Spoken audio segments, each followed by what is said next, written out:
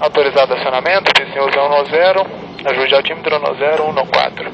Chamará pronto para o táxi. E aí, meus amigos, tudo tranquilo? Hoje a nossa aula será de meteorologia e vamos falar sobre as camadas da atmosfera. Eu começo aqui falando sobre a primeira camada, chamada de troposfera. Vamos aí falar sobre as características, certo?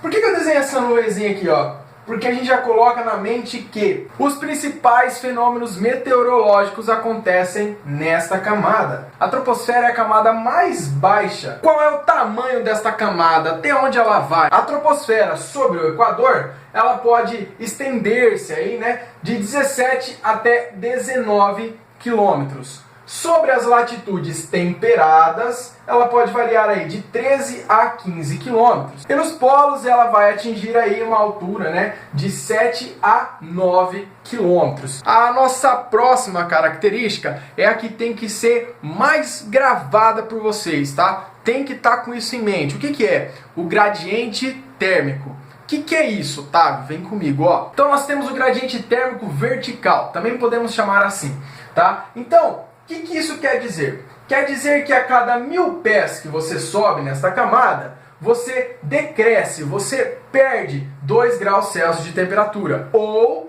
100 metros, né, que você sobe, você perde, você decresce 0,65 graus Celsius. Tá? Então tem que ter isso em mente, porque o que acontece? Eu estou aqui embaixo, vou dar um exemplo, certo?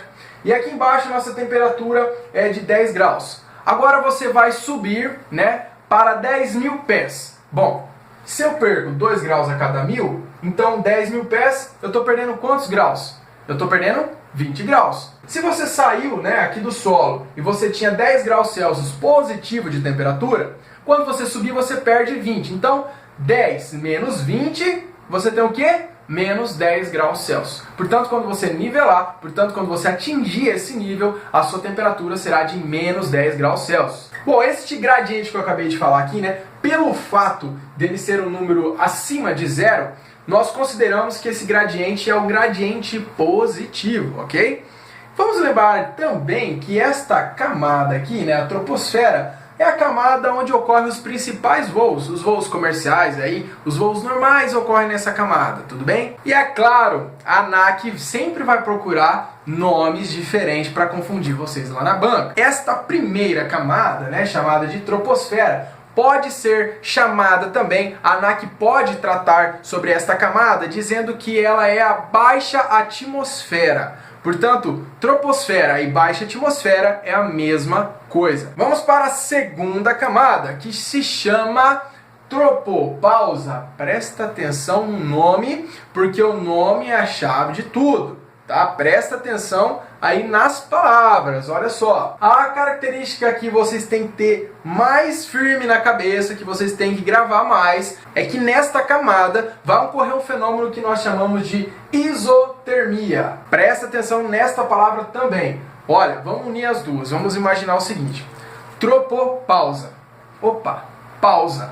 Parou alguma coisa. O que parou? Vamos lembrar. A temperatura. Por quê? Olha só. Isotermia é o fenômeno que eu falei. Iso é igual.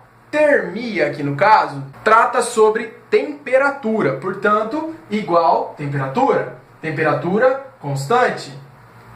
Tropopausa. Parou. A temperatura não decresce mais. Ela estabiliza. Ela para. Uma outra característica da tropopausa é que ela é mais fria no Equador. O que acontece? Esse fenômeno de isotermia só acontece na vertical. Portanto, a tropopausa ela é mais fria sobre o Equador, devido à maior distância da Terra. A espessura da tropopausa é de 3 a 5 km.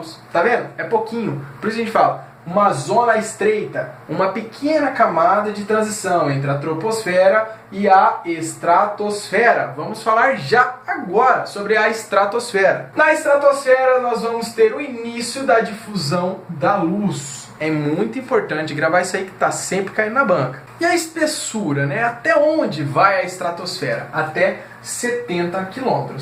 Aí é importante aqui a gente falar sobre um detalhezinho, que de 20 a 50 km desta camada, nós temos uma grande concentração de ozônio, que serve como um filtro, né? Uma filtragem seletiva dos raios ultravioletas. Ionosfera. Rapaz, o negócio começa a ficar interessante aqui. Nós já estamos quase saindo já do nosso planeta Terra. Então na ionosfera nós temos o início, a filtragem seletiva do quê? Da radiação solar. A gente sabe que a radiação solar é uma coisa muito preocupante. Nós temos o início da filtragem seletiva dessa radiação. Que radiação, né? Raios gama, raios ultravioleta e assim por diante. Como a ionosfera absorve essa radiação, né? No caso ela pega aí para ela essa radiação, ela torna-se uma camada ionizada. Então presta atenção no nome de novo. Então por que aí mais ou menos, ó, esse nome? Ionosfera.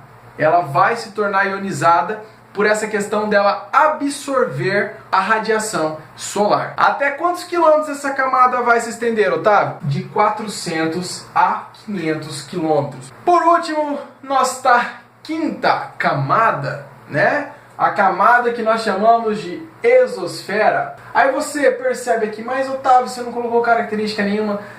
É porque ela não tem uma característica assim muito forte, uma característica muito predominante e que vai nos preocupar lá na banca, certo? Você tem que entender que ela é a última camada e é a camada mais alta, porque ela estende-se até 1000 quilômetros.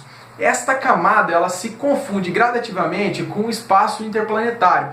Então já está ali, você está aqui querendo sair já e para cima já é o espaço. Ela não exerce efeito direto de filtragem seletiva da radiação solar. Se você gostou desse vídeo, por favor, deixe seu joinha aí, tá? Que me ajuda bastante. Não se inscreveu? Inscreva-se então no meu canal, pô. Rapidinho aqui você já vai ficar inscrito e vai ficar sabendo das novas aulas aí quando sair. Tô muito contente com o canal. O pessoal tá mandando bastante dúvidas. Tô podendo ajudar todo mundo na medida do possível. Às vezes eu demoro um pouquinho, mas eu tô trabalhando, então eu tento achar um tempo ali e tirar a dúvida de todo mundo, ok? Lembrando que na descrição do vídeo tem meu e-mail e meu WhatsApp. Você também pode mandar a sua dúvida. Um forte abraço e até a próxima aula.